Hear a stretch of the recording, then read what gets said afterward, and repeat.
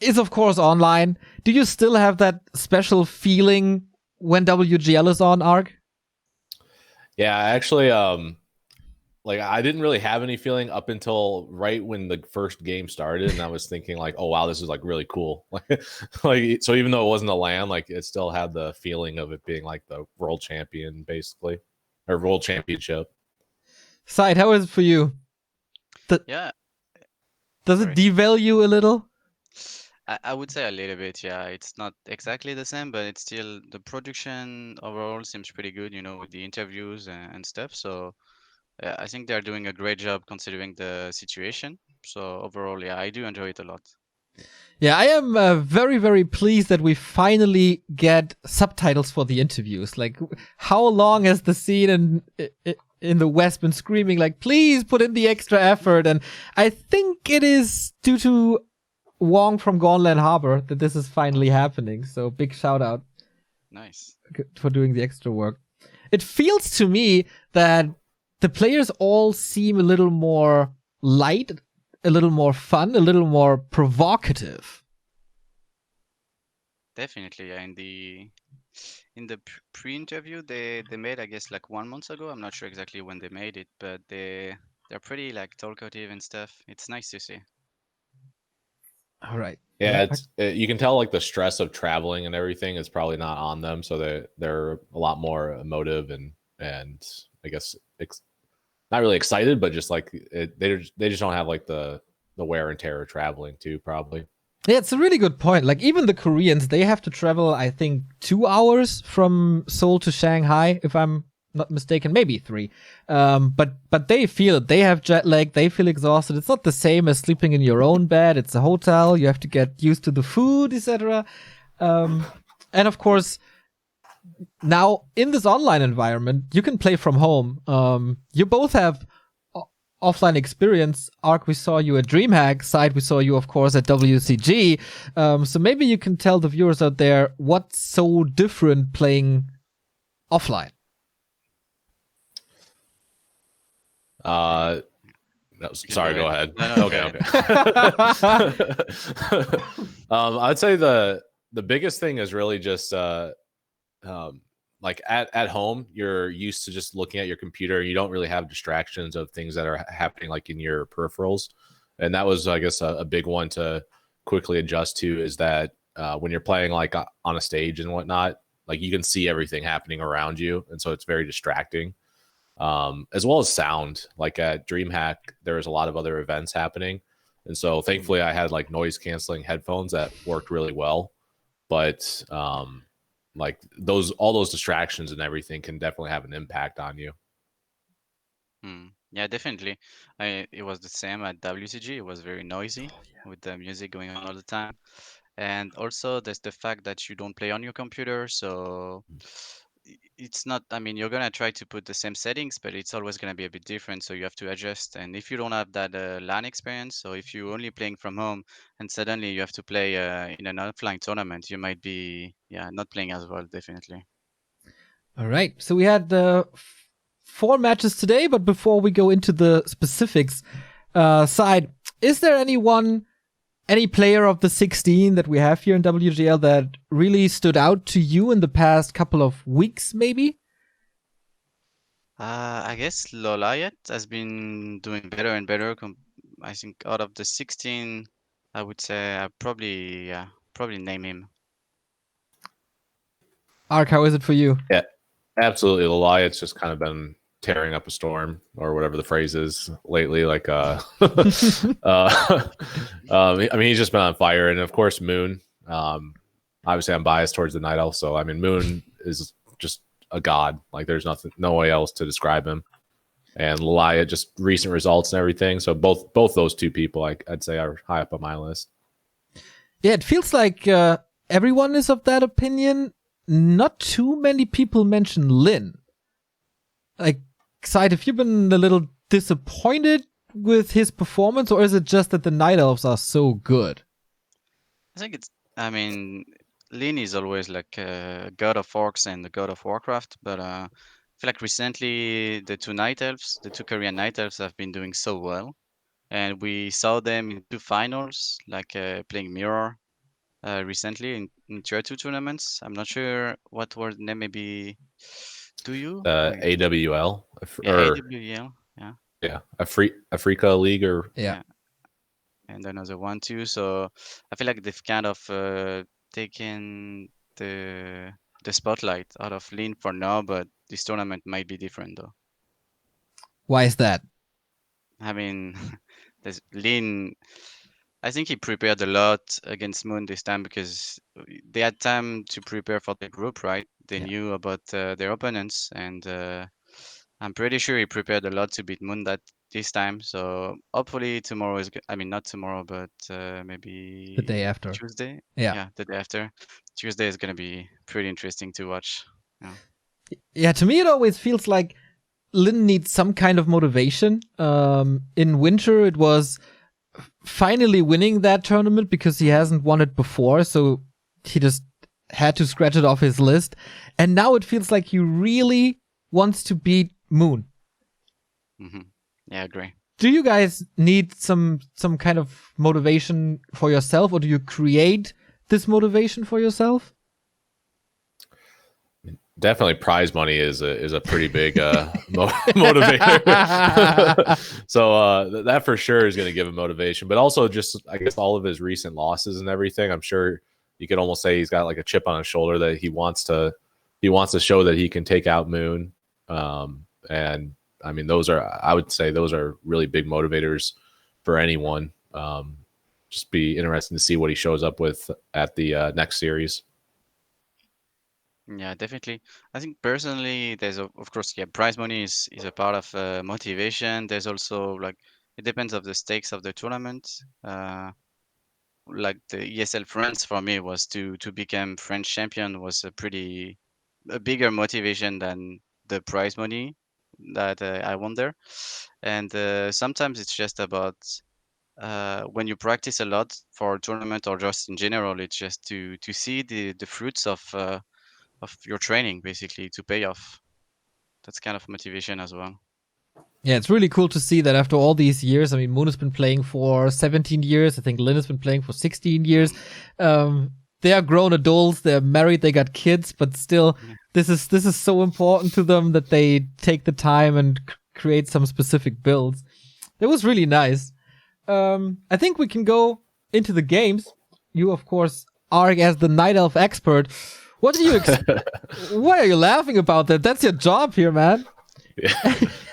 I'm actually just so happy that there was 3 Night Elf matchups that, and possibly could have been 4 if the Orc and Elves were swapped. But gosh, I would have been so sad if this was like an undead.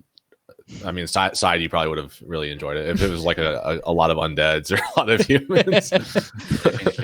Yeah, it was definitely your day. From all the Night Elves we have in the tournament, Alice seemed to be the underdog for sure. He's the one that we barely know. Do you have any insights on him, and what did you think about his way into the tournaments if you saw it? So I didn't see his run through the bracket, but Alice is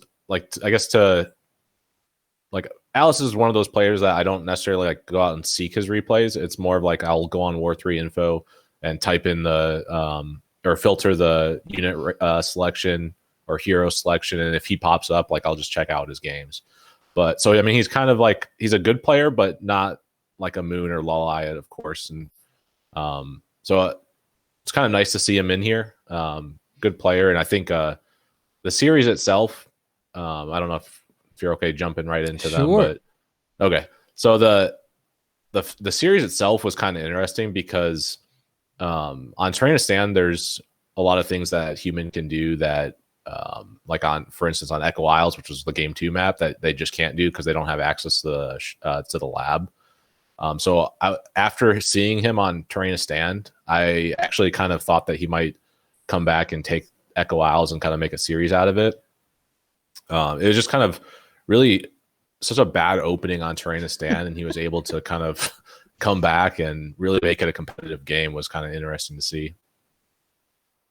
Yeah, I kind of feel the same. Like, I haven't seen such a bad opening by a Warden player on Terran Stand in a long time. It was like watching one of my own games. But just the greater invul, I mean, using that and harassing, and I don't even think he killed anything. Like, he didn't kill a creep, didn't kill a human unit. Yeah. Like, it's crazy. Yeah, if you guys want me to play any clips, just let me know if you want to go into detail about something. Well, I guess I'll just jump into one real quick. So it really kind of started off just bad for him. If you want to play that steals the creep camp, Yeah, playing like that first clip. Playing it now. So I mean, just from the very beginning of the game, it was kind of going Sock's way. Normally it's really hard for the human to steal anything, just because Fan of Knives, you can kill the entire creep camp all at once. But you can kind of see there's that one creep on the left-hand side there that was just a little bit out of range. And so Fan of Knives hit one of the, or I believe it hit the footy, or yeah, what it hit something. Maybe the Shadow Priest, something. But yeah. And so it didn't kill that creep. And that was just so huge that he was able to steal it. So delayed his level 2 a little bit, which I don't think it really impacted too much. It was just that harass. That's what kind of really set him back on such a poor early game, I feel. It must also feel really bad if you are going into your biggest tournament in 5 years and this is your first match and you go into this as the big underdog against a player who's known to be very good against Night Elf, and then this happens. Like, how do you come back from a start like this, SyDe? I mean, it's really rough.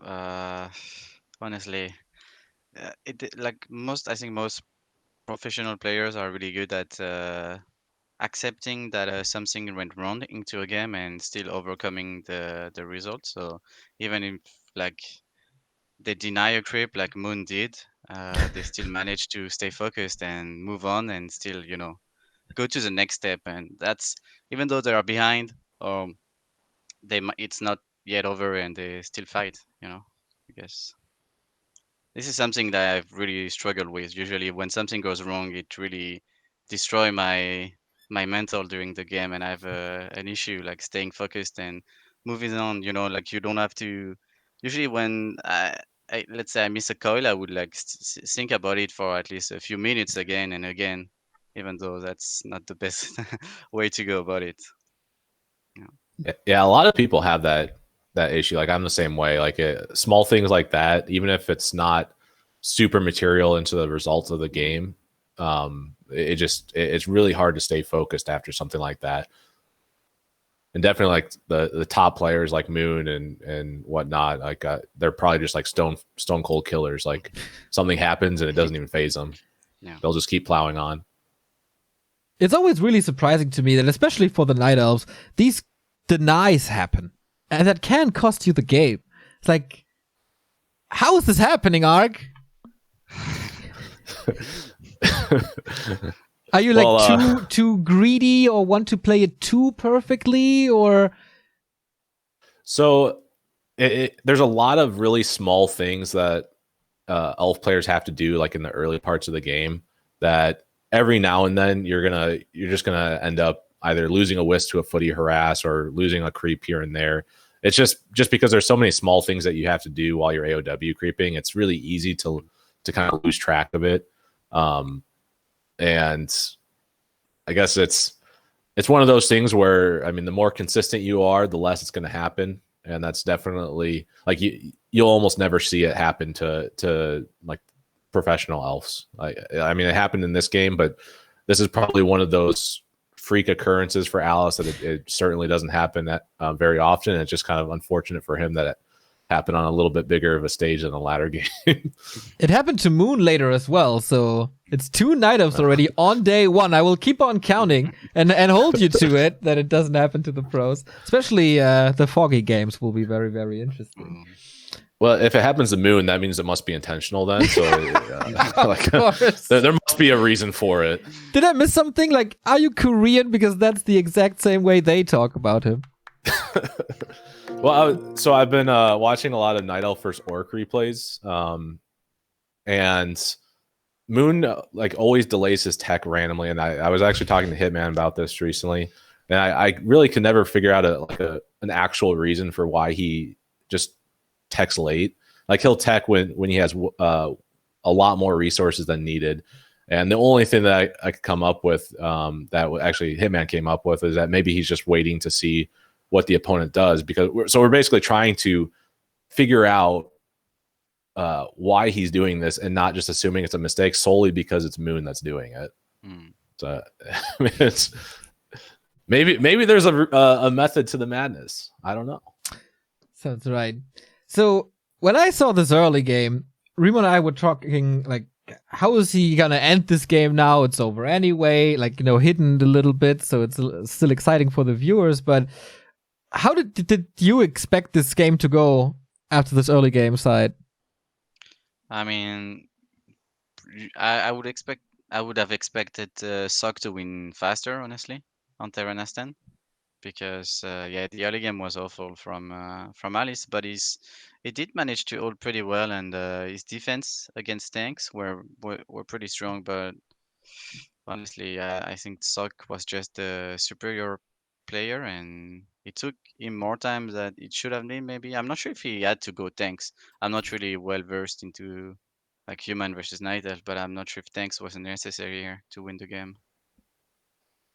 Yeah, Ark, what do you think? Yeah. Oh, sorry. Go ahead. Oh, answer. Sorry. No, you will probably just answer my question without me telling the question. So go ahead.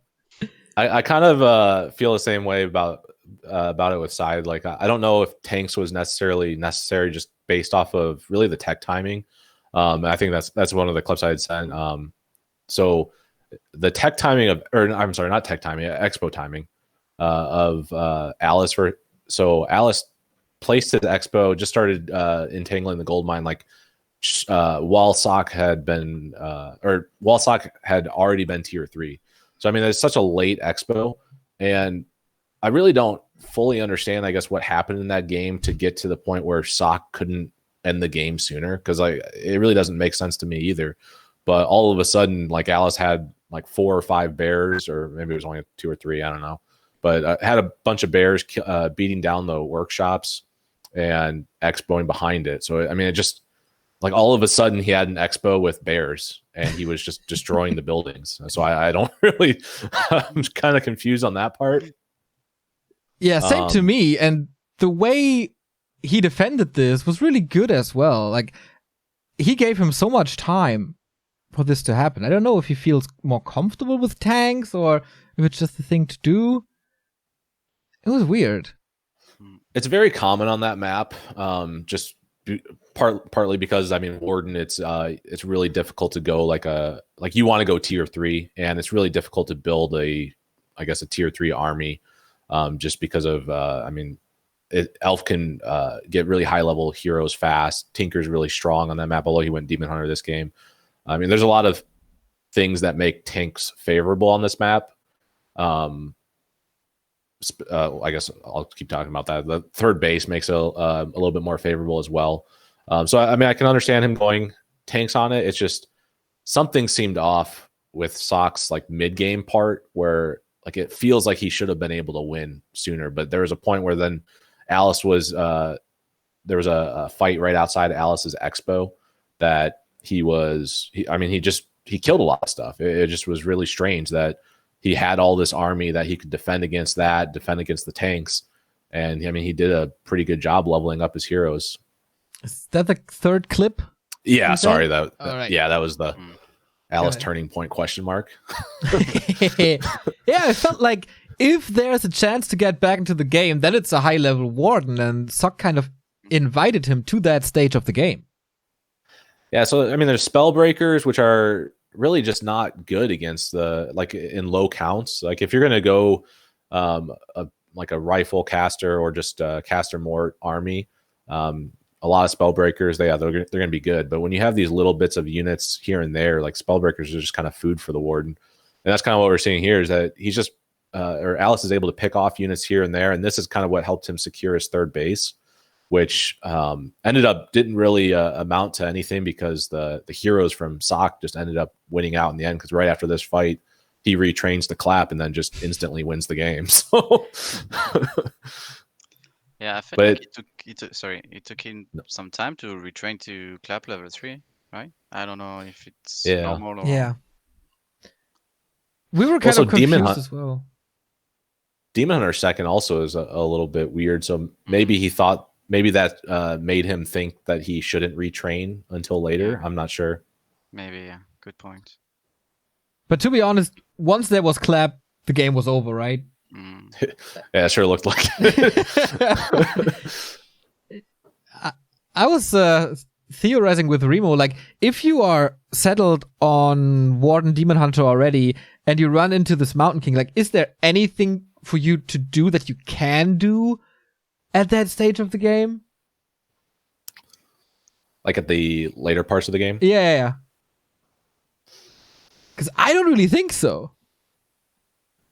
I mean, I guess if you consider just all the little things here and there, the small amounts of units that all the bears that he picked or got, all the bears that Sock was able to pick off right after he got clap. I mean, if Alice was able to save some of those maybe sooner and regrouped, I'm not sure what the upgrades were, but I mean, you really kind of want mountain giants as well to kind of help deal with it. So yeah, I don't know. Yeah, then he clapped him to death, and that was game one for Sock, struggling a little more than expected, though, right? Yeah, definitely. All right. Map 2 was Echo Isles. Also a typical Warden map again, but it felt like this was more one-sided, right? It all blends together already. Not too sure what happened there anymore, but yeah, it felt like Alice at one point just fell apart. I think the early game was really cool where he blocked with that wisp. Do you remember that? Like, Sock moved over with the footman. Alice scouted it super early because he was creeping at the mercenary camp, and he blocked the footman so long that he couldn't really pull the creeps towards the engine of war. That was a real sweet move early on. That was actually really cool, and it was kind of a little bit of a meta play as well, just because, I mean, it is so common to see the Warden, and that is oftentimes going to be your first camp. So Human lately have been doing that to kind of deny the Merc camp creeping.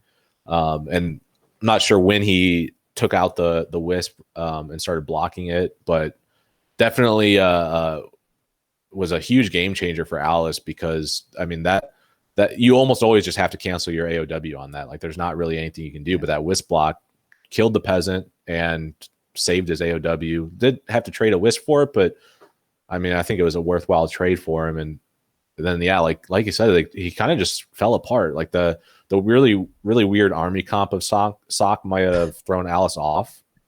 Like, it was like a really heavy footy Merc army. Yeah, that was like, of course, Sock was expanding then afterwards, despite this, but I've probably never seen such a early push by Sock. He had the expansion up, he was just barely at tier 2, if already, and then he pushes. Like, what the fuck is that push timing? Is that something you're familiar with watching Human Night Elf or Sock especially?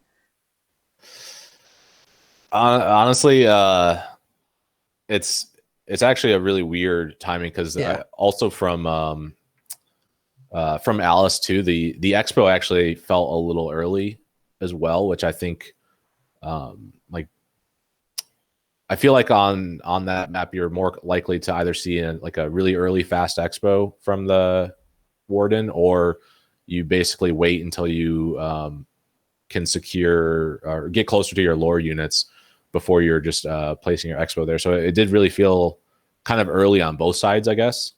And that might be I'm not too familiar with that kind of expo timing play, so that might just be a more common response, I guess, when he sees that. But Sock also scouting well. Maybe he just recognized that he could do quite a bit of damage with his heavy footies or heavy footy count.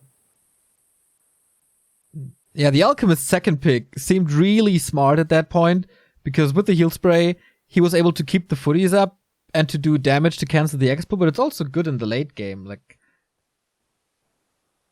was a very smart mid-game decisions by Sock, I feel. Yeah, Alchemist was I mean, his healing spray is just so good to counteract the Fan of Knives. there's a really good, I guess, showing of Alice on the creeping side of it, and that's really, I think, what made this game somewhat difficult for Sock. I mean, he ended up taking 3 bases, and it was 3 bases versus 1, but the game lasted for probably a lot longer than it should have for being 3 bases versus 1. And I think a lot of that comes down to just a really efficient creeping and high hero level on his Warden from Alice. That last clip that I have, the fight in Alice's main base, I mean, it just kind of goes to show that even though it's 3 bases versus 1, he's got such a huge hero level advantage that the army comp for Sock was just still kind of struggling to finish it off. Like, look at level 7 versus 4-1, and I mean, it's relatively lopsided, 66 food versus 45, but I mean, that Warden level 7, I mean, level 3 Fan of Knives with his ulti, I mean, that counts for like at least 20 food. Eventually, the Alchemist is going to be able to out heal it and everything, and the 3 incomes versus 1 is going to help counteract it. But it is just kind of really crazy that if maybe he could have kept that second expo, or that first expo rather, this could have very well been a game that kind of went in Alice's favor just because of his hero. Yeah, I think the very early mid game was pretty good for Sorg with that push to kill that expansion, but the response by Alice was also really good to identify that he can push across the entire map because he took out that expansion once. So there was fighting spirit, there was a good idea, but if a level 7 Warden is not enough to turn a fight around, then you kind of know it's over. And in the last fight, I think he kind of forgot to summon the ult. Did you catch that? In the very last fight, I think, there was not much. Yeah, I think so. Actually, wasn't that, was it this game? Or was it a LawLiet game? I think it was this game. But anyway, okay. I mean, 3 bases versus 1 on Echo Isles, you know, the game is not going into your favor. So, the deserved winner here. Yeah, I guess oh, sorry. Go ahead, Sy. No, go ahead. Okay. No, okay. I think it'll be interesting to see how Sock's performance is next time, just because the games did last very long, even though it seemed like it was lopsided. Be curious to see what, I guess I'd be curious to know also what Sock thought of the games too, because to me it seems like they did go way longer just for how the early games went. So was that Alice just completely outplaying in the mid game, or was that just Sock trying to secure his advantage and not wanting to really risk anything? That makes sense. Yeah, I guess when you're playing a big tournament, sometimes you want to take your time and not risk too much, you know, make sure you win. Maybe that's why there's a reason like the game lasted longer than they should have. But also, I think it's credits to Alice for playing well. Yeah, tomorrow. No, not tomorrow. The day after tomorrow, we will see Alice again, and maybe he got his nerves under control. Will not do these bad early games, I would say, and then we'll see where it goes from there. But second match of the day, the most anticipated match, I want to say, definitely a match where SyDe can say a lot more to, is 1-0 versus LawLiet. That was one crazy series. Yeah, it was pretty crazy. The 3 games. Honestly, I was a bit disappointed because in every games, either LawLiet or 120 made mistakes, which are a bit uncommon by them. And yeah, that was a bit disappointing because of that. Yeah, I agree. First map, I think we can agree that the key moment is the Demon Hunter loss, right? You guys prepared it for us? Yeah, that was just such a huge kill, and it really transitioned to basically the end of the game for LawLiet. Yeah, that Demon Hunter lost just before I think that I want to address something. He went for the creep on the fountain just before, and he got creepjacked by 120. I feel like if instead he went to the shop, that 120 he just got just after the creepjack. If he went to the shop and got like some shop control, invul and scroll of filling, it would have been way better for LawLiet. But instead he just went back to his expand, and 120 took that time to creep the camp, and he bought the invo. And then, well, the Demon Hunter loss was obviously a big mistake, but yeah. Otherwise, he could have won that game definitely. Yeah. Yeah, it's a very momentum based strategy, I feel, as well. So I think the mid red camp also had a pretty big impact too, because he lost like 2 to 3 archers or so, and that kind of just he just lost a little bit of momentum, I felt, there. And then he did go to, like you said, side, he ran to the fountain there, and he just wasn't strong enough to really finish it in time, and yeah, it just kind of snowballed from there. Yeah, was it normal movement by 1-0 to move to the fountain and creepjack this? I was really confused as well to see LawLiet going there, because it's so obvious that you do that. Yeah, I mean, it's a pretty standard timing by 1-0 here to attack anyway, because your opponent has an expand, and the longer you wait, the stronger it's gonna become. So I think he was trying to just attack him, and he found him at the fountain. He's like, okay, well, I'm just gonna kill you there then. Yeah, okay. He definitely took the game from there. I think there's not too much to analyze anymore. And then there was game 2, and we thought, okay, is it LawLiet again not living up to the standards?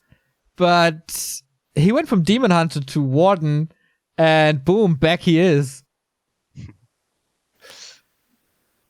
This was a game that I felt that 120 actually was, like, I felt he was doing a lot of really good things all the way up until he pushed into the Night Elf base. He did this, I don't know, correct me if I'm wrong, Side, but just his timing of his attack, it was a 40 food push. It almost felt like he was wanting to expand behind this without an expansion. And he just stayed in the fight. Yeah, it didn't really make sense to me either. Like, okay, I understand you want to go for a timing attack, but into the Night Elf base without a 30 row, he had a lot of creep camps left on his side of the map, so he could definitely like either buy a 30 row like Alchemist, like LawLiet said. He's kind of coming to the meta against Warden, or Dark Ranger, I guess, is an okay choice too. But anyway, he could have. I don't know. It felt a bit weird. Like if you imagine the 120 expoing behind this, do you think that would have been any value? And then this push just really becomes like a stall fight and not something he's really going to commit much to. Yeah, then it makes much more sense, because here, I mean, he's gonna fight, but Warden is gonna have so much mana with the shop and the Moonwells. You don't really want to take trades unless you're taking an expand behind this, but that was not the case indeed. So yeah. Yeah, maybe he didn't want to fight a level 5 Warden and don't drag it into the very late game. But yeah, this seemed a little off. Right before that push, LawLiet was creeping the turtles at the southeast corner of the map. And so LawLiet just had crept way more up to that point. And I think that was a big difference as well in defending that. That gave him level 4. I wasn't sure what item that was or anything, but I mean, he was just in a prime position to defend against something. But I guess that'd be another instance of where I'd be curious to know what 120 was thinking. Like, what was his intention with that push? Yeah, maybe he just wanted to keep him supply stuck, because he's heavily going for the Moonwells, like throughout the entire push. True. Is there something you can open up when you take out 1-2 Moonwells? Maybe just the moon juice, because he's only three dots into the day, and it might have just been something where he was trying to take out moon juice, and then it just kind of fell apart, and he stayed a little too long. Yeah, he definitely overstayed. Yeah, I think it's a couple of seconds after the clip ends where he loses the 4 ghouls to the Fan of Knives, and then, it's so close to 5, and the Warden still has good mana, and then this game is pretty much over, I guess, as well. Yeah. Mm-hmm. How do you guys like it when you play a teammate of yours? It must be a weird feeling. Yeah, it's a bit weird, of course. I mean, when you play versus someone, one of your teammates in a tournament, you're gonna still give it your best, but there can be some kind of mind games and stuff going on. So it's always a bit weird, I feel. Yeah, I guess I kind of don't like it because most of the people that are playing in tournaments and stuff that are on my team are my practice partners. So I don't necessarily like playing against practice partners for like games that I really want to win, just because I can't really surprise them with anything, which it's kind of I guess the downside of that. But I mean, it's also a good way to make sure that you're practicing just solid play as opposed to like unconventional tricks. Yeah, I guess this is something we saw in Game 3 as well, because, correct me if I'm wrong, SyDe, but creeping the natural on Amazonia is not the most normal thing to do like 1-0 did here. Yeah, I honestly was really surprised myself because I don't think I ever saw that creep route by Undead, but honestly, I didn't like it at all because, I mean, first, I don't really understand why he didn't veto Amazonia. I feel like that's a really good Night Elf map against Undead, but instead he vetoed the Twisted Meadows, maybe because he was afraid of the Warden there and the Masked Expand style. That's definitely something to be afraid of when you're playing versus LawLiet. But creeping that spot and I mean, it's good. You're gonna get a good item, and he didn't get creepjacked. But on the other hand, you leave the Demon Hunter alone, and the Demon Hunter level 3 is a big deal at this stage of the game. So I feel like instead of trying to creep a lot by yourself and getting level 3 faster, you should prevent the Night Elf from creeping, because then he becomes so strong when the Naga is at tier 2 that he can basically creep your ward spot, and that's what happened during the game. Like they fought, and 120 had to use his greater healing for level 1 leech, and he lost, I think, 2 ghouls maybe, and the creep camp went to LawLiet anyway, so that was definitely not a good trade.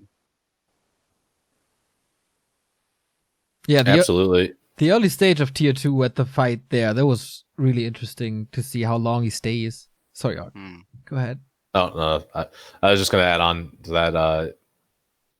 Like with his unorthodox creep route, it just, like SyDe said, it gave him a consumable.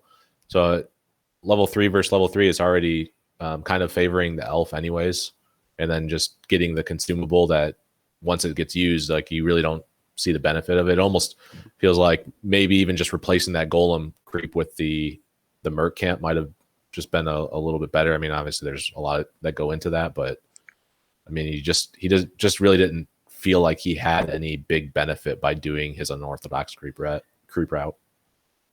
Yeah, definitely. Yeah, I think the biggest benefit is that no one expects it, so it won't get jacked. Yep, true. Yeah, true. Right.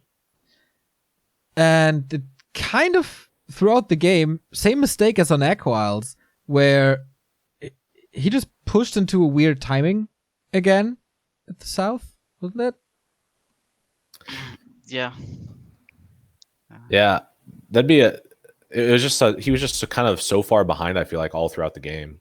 SyDe, do you think there was a point where he really felt like he was in control of the game? Not really, honestly. I mean, he was always far behind in XP, and even like, I don't know if you sent Neo the clip that I took. Yep, from game 3. Yeah, from Game 3. Yeah. Yep. This one is pretty interesting to me because at that point, 120 is already pretty far behind in XP, and LawLiet is going for an expand, and it's pretty smart because even if, I mean, it got cancelled, but at that point there was only one mercamp left on the top left, the 120's mercamp, let's say, and 120 wanted to go for it, but a wisp came in and kind of he backed off a little bit, and then instead he chose to go down and cancel the expand, which gave LawLiet the time to get the mercamp and the item. And if you look already, there's a big XP difference.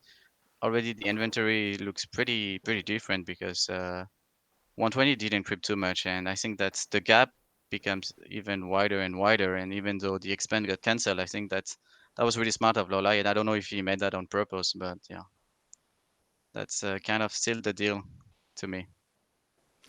That's a very, very good point. And I feel like we see these expansions more and more where you think, okay, this might not work, but at least it forces a reaction. So Exactly. I can do something with my time where this reaction is happening. That's Exactly, a really good point. It's a lot of undeads are doing that too. I mean, versus Night Elf, you often see Happy doing a 50 supply expand, which forces the Night Elf to kind of go and cancel it, and that gives the undead the space to go for a creep, a big like red camp or something like that. Yeah. Ark, what do you take away when you see the LawLiet games of today? My big takeaway is I really personally feel like 120 lost the series more than LawLiet won it. Like I just I think that the weird push timing, I feel like it was just kind of throwing away the game. That LawLiet played solid, of course, but it didn't feel like that was a play that I would come to normally associate with 120, I guess. And it's easy for me to critique from, my basement, from not in China and not in WGL, but and then the game number 3, it just the really unorthodox movement felt like he was trying to metagame LawLiet, and LawLiet just kind of just played solid and got an advantage almost every step of the way. And then like the clip that SyDe had, I mean, it just kind of shows that he scouted, knows that that's really the only creep camp. He's going to go and contest it. Yeah, he's going to lose his expo for it, but he's getting a big XP advantage. So I guess that could be both ways. LawLiet playing solid, but it just really made me question kind of the decision making being done. So, SyDe, how do you fix mistakes like this when it's not about your micro, when it's not about like movement mistakes you make in the game, but stuff like decision making? How do you fix wrong decision making? I mean, you watch your replays and I'm sure 120 is going to do that, and he'll see what kind of mistake. I mean, even watching the replay, I'm sure he knows what he did wrong, but you watch your replays, you try to figure out what went wrong, and you stop doing the stuff that went wrong, basically. I mean, it's never easy, but tomorrow is going to play versus, on Tuesday is going to play, wait, is it Tuesday or Wednesday? Anyway, Tuesday. He's going to play versus Alice next, and yeah. I'm sure it's gonna fix those kind of stuff. It's of course a very, very different opponent, not on the level of LawLiet. So maybe he goes into this a little more relaxed. Yeah. Do you think there is a lot of pressure, or there was a lot of pressure on this map because the winner of the winner bracket is most likely dodging Moon? I mean, you will then face probably Lin, which is not the greatest alternative, but I feel like both players have a better shot against Lin than they have against Moon. Probably, yeah, definitely. But I think at this point, it's true that it's a single elimination bracket, so you kind of want to put the most chances on your side, but still, I feel like they both try to win as much as possible. At the end, it doesn't really matter. They just want to win as much as possible, even if they meet Moon or not. That's a good spirit. I hope they share this. It's weird to see 1-0. I'm not too sure how long the Team League finals are ago. Like it was like three weeks ago or something. But that match against Focus on Last Refuge, where he's trapped in the very bottom right, and the odds are stacked against him, but in the fight, every single decision is the right one, and he crushes Focus. And now this seems to be the other way around. This is just interesting. Yeah, it's pretty interesting. I mean, I'm not sure. Like from one game to another, it can change very quickly, True. and well, I'm sure he's gonna play better. I mean, I hope so because, of course, we don't have too many endeds. We have 1-2-0, of course, arguably the best ended in the world, and we have X Lord that I hope is gonna do super well. And then WFZ, I'm sorry, I don't have many hopes for him, but he might surprise me, hopefully. So I hope 120 strikes back and qualifies. Yeah. All right, let's move on to Group B, where we saw Lin versus Lin Guagua. And I was so happy to see this build. It was TC Headhunters and Orc Mirror. What do you guys think of this wonderful, wonderful build? I think that's really cool. I mean, we saw it, I think, a long time, a few months or, yeah, quite a while ago on Northern Light, Yeah. I believe. Yeah. And I feel like when you're Lin Guagua playing against the best orc in the world, you might want to try something out of the ordinary because you would, like, most of the time when you're playing versus someone super good, like a Lin or a Moon, they're always gonna be super good against standard.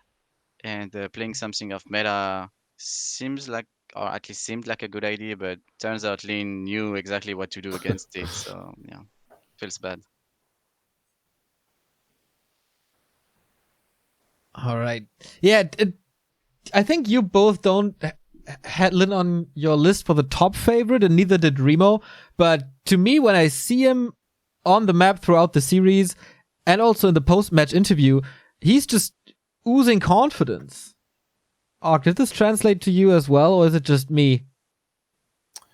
No, I think he just expects so much out of him, and he most of the time shows up and performs, and so I think I feel the same way. Now, of course, Moon, he can't be first in the group if he's in a group with Moon. There's just no way. There's no way. All right, I'm really curious what he prepared for Moon, because it's very obvious to me that he did prepare something. We saw some glimpses in the AWL as well when we saw the Burning Oil Demolisher build by Lin. So maybe that's gonna be a surprise. Yeah, that would be fun. I mean, in the pre-interview, he said like he had 30% chance versus Moon, so that doesn't sound super confident. But that was a month ago. I'm sure he came up with something. Yeah. He also said that he can't beat him with Orc.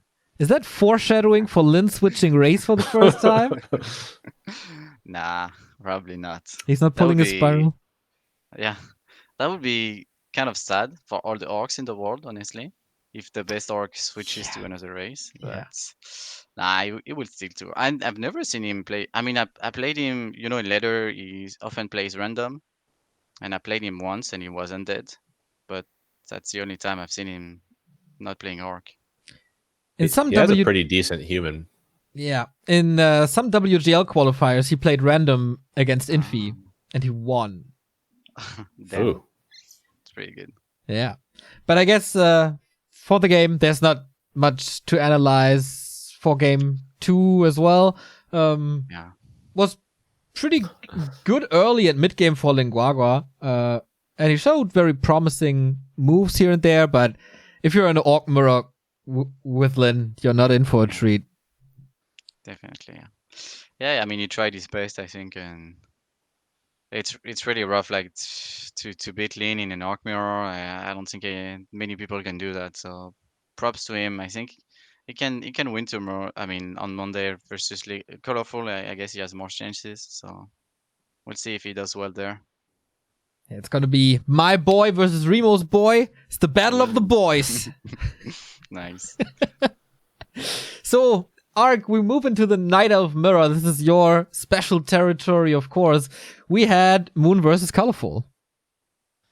Yeah, Moon is just so good in Night Elf Mirror. It's unbelievable. And Colorful, actually, I feel like Colorful is one of the best players against Potom Hunts. And so this was actually, I was actually really looking forward to this because of a lot of their recent WGL pro qualifiers. They had a lot of good games. I want to say it was like a month or two or whatever the second to last, I think it was, qualifier was. It was Moon versus Colorful and Moon versus LawLiet. And LawLiet tried DH, Colorful tried DH, and Colorful just, I feel like, did way better.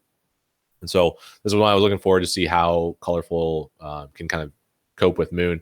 That first game was absolutely insane because Colorful, I thought his early game was just so good. And Moon really was kind of falling apart.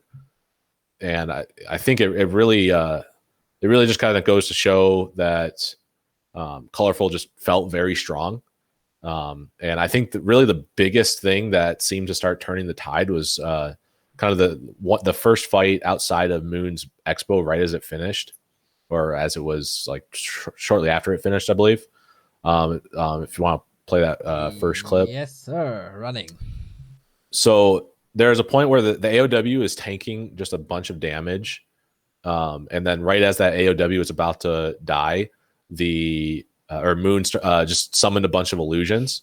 And just like, if you just watch this fight and imagine if those illusions were in there, I think it cuts out most of the end of the fight. But there's just so much damage that these illusions are tanking that if those illusions, whether they just got abolished or something, I mean, if he had been fighting the Dryads for this, I mean, this could have been a game-ending fight.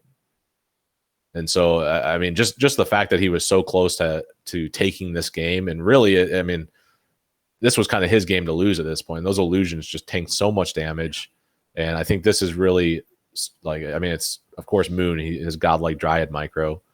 I mean, it's crazy that he was able to push off this attack, and I think this really set the stage for the rest of the game. Yeah, I absolutely agree. We had the fact that Colorful was never going for an expansion. So he knew at one point, I have to push, I have to destroy this expansion, otherwise he's just gonna outmass me. And then, of course, this big crucial mistake where he canceled his tier 3.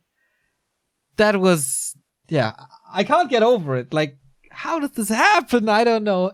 If that push happens a minute earlier, maybe, that was definitely Colorful's game to take. And that fight was 70 food versus 70 food. So fighting Dryads versus Bears on equal food, like it's just absurd for the Dryads to win. I mean, he had scrolls and everything, but still, like, Bears just tank so much. Your hero with your orb is doing a shit ton of damage. Or excuse me. You can curse here. It doesn't matter. It's doing a lot of damage. It's just absurd that he was able to defend that, and I feel like a lot of it comes down to just the fact that Wand of Illusion on the Demon Hunter, it just tanks so much damage. Yeah. Genius idea with the illusions. We see this quite a bit in Night of Mirror, how decisive illusions can be, sometimes in a bear versus bear fight, or this was another prime example of it. So then absolutely we went on to map 2, and Moon the Madman played Talons. What was that? Because he listened to you. Yeah. Probably a great move when you won $600,000 listening to a shit kid who never got beyond level 20. I especially liked his reasoning in his interview, where if I remember right, he said something where like he was just trying it to see it, and he proved like it was bad, or I forget the exact wording that I saw Wong say in the chat, but it was really strange actually to see Talons. I mean, I don't think I've ever really seen that kind of army comp from him too often, at least. I know I've seen it before, but Colorful just really handled the game 2, I thought, really well. I mean, I think this really shows just how strong he is against Potom. I mean, when you can do so well against the best Potom player in the world, I mean, it's easy to critique, but I mean, he's up against a lot of pressure playing against it. And I think it was really interesting to see, even with the Starfall going off, that he killed a crap ton of food. And I mean, he could have even gotten rockets there. I think whether it was you, Neo, or Remo, that said it, that if he had just rocketed it immediately, I mean, he would have killed a ton of food, canceled a ton of damage from his units, and he still ended up winning. But I mean, he would have just steamrolled that towards the end there. Yeah, I feel like sometimes Colorful is a little slow making decisions. Like a Moon or a LawLiet, for example, they would definitely go for rockets in this fight. Like, no doubt about that, to cancel the Starfall. Colorful sometimes, takes his moments. Do you share that sentiment? I mean, yeah, if you compare him to the best night elf in the world, then yeah, Yeah, definitely. that's his goal, right? Like, he Yeah, wants to that's be his up goal. there. Yeah, So- he's not there yet, for sure. Yeah, sometimes he's a bit slow. And he got level 4 during that fight, and I mean when he got level 4, the pre-trees of the moon wasn't 6 herself, but still he could have. I mean, he adapted in the game 3 that Yeah. I guess we're gonna talk about next. He did it, so yeah. Absolutely. So, I think, we have a clip of the Starfall once again. I really thought it's over at the Starfall. Yeah, all of a sudden, just a bunch of units just started dying. Yeah. Yeah, but just before he killed the main base, I mean the main tree of life of Moon. So that was pretty sick in game 2, right? Yeah. That's an important point. Even though Moon had level 6 and he killed quite a bit of bears, but when he TP'd, 2 bears like were super low HP as well. So that would have maybe like if he killed the two more bears, that might have changed the game. True. But honestly, like sorry, Neil. No, go ahead. The Tinker did so much. The Pocket Factory was really amazing. I don't really watch Night at Mirror too much, but I was really surprised. Really cool. Yeah, Tinker's kind of like the standard choice. Again, is that Tinker attacking his own building? I think it was. What? Okay, we're gonna play it one more time. Let's see. I think he was attacking the altar. Yeah, he was. only like 2 hits, but I think or Tinker's just is kind of like a standard response to pot and play. You don't see it like all the time, but that is, I guess, the general response that you see a lot against. I guess especially on NetEase, I feel. Yeah. Maybe not so much outside NetEase. Okay, cool. Yeah, it felt like Colorful really knew what to do. The Tinker edition was great. Worked really well. Also, the split pushes. It was not really Dota-esque, but having these 2 groups that attack here and attack there, and then you place a Pocket Factory, and that does damage to your building, and at one point you can't defend it anymore. Like, overwhelming Moon with split pushes, that's a big accomplishment. Definitely. Absolutely. But in game 3, that didn't work too well anymore. Yeah. Amazonia is just such a good map for Moon. It's I would hate to play Amazonia against Moon. Well, I would hate to play Moon on any map in any matchup. But that's true, yeah. yeah, especially Amazonia. I feel like since the early Keeper days, he developed a love for this map that is unbroken until today. I don't know what it is. What do you think that makes him so strong on this map? I think a lot of it has to do just with how many different play styles you can do on Amazonia, because it's kind of a deceptive map in that you'd think it's okay for archers because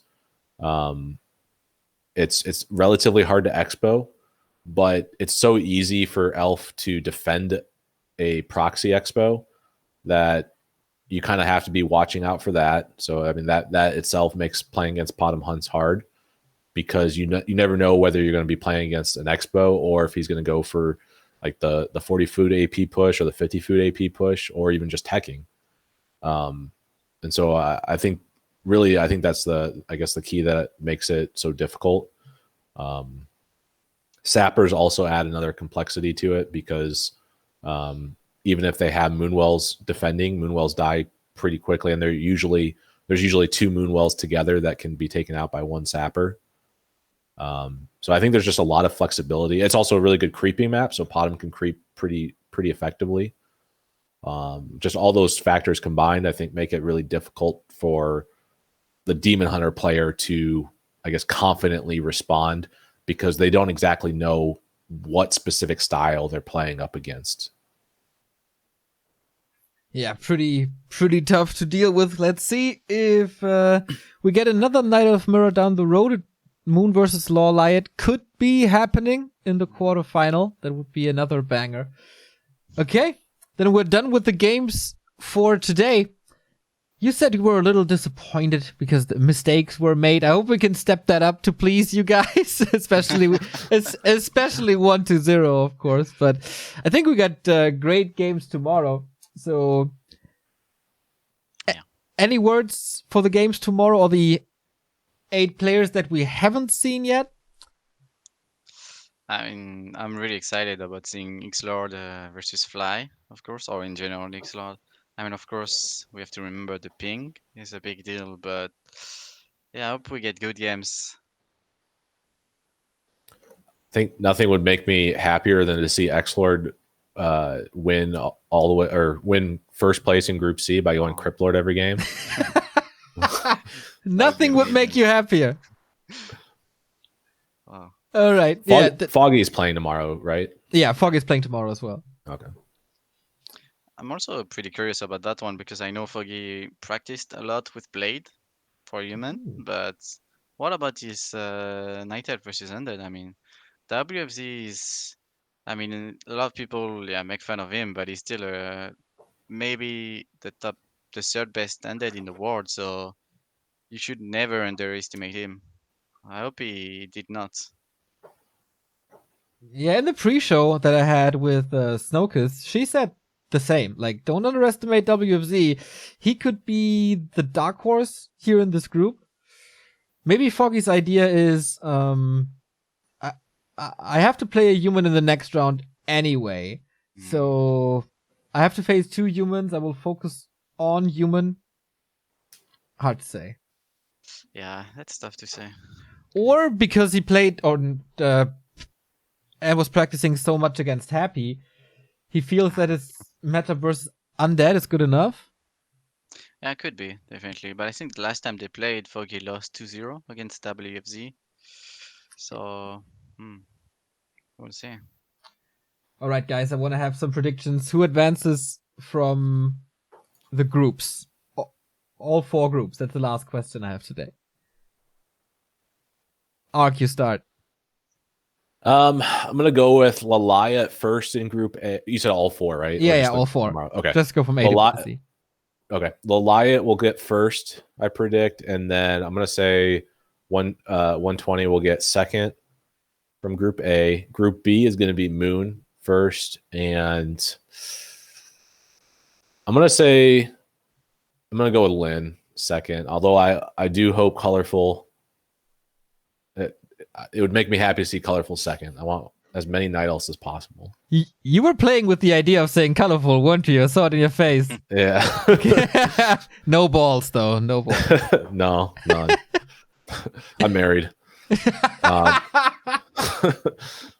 Group C, I'm going to go with Infi first. And it'd be great to see X-Lord, but I'm going to go with Fly. I feel like Fly is going to be really strong. Group D, I got to go with Foggy. I'm a huge Foggy fan. And then I'm going to go with TH second out of that. I think Foggy's going to take first. Foggy defeating TH online would be quite a big statement, man. All right, Foggy's so good versus human. That's true, but let's see how the ping influences this. Could be a thing. SyDe, your predictions. All right, so Group A, LawLiet the first one and 1-2-0 second qualified. It's pretty easy. Group B, I think Lin is gonna take the first place. Ooh. And Moon the second. Group C, I think Infi is gonna take the first place and Xlord the second. I mean, I could see that happen. I know it's unlikely, but I hope so at least. But I could see it happening anyway. We'll see. And Group D, I think WFZ is gonna take the first place. Wow. And Chemico maybe second place. Wow. Yeah. That's some big Ooh. predictions by SyDe right here. Okay, I'm gonna hold you to it. All right. You'll see. Yeah, hopefully. All right, guys, I'll release you. Ark is starting into his day now, and SyDe, will you be streaming or just chilling? What's your plan for the day? Just chilling for today, I think. Yeah. Sounds good. All right, guys, thank you so much for taking the time. Thank you so much for being with me here.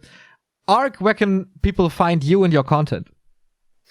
You can follow my Twitch at ark_rs. And I have that same name on Twitter as well.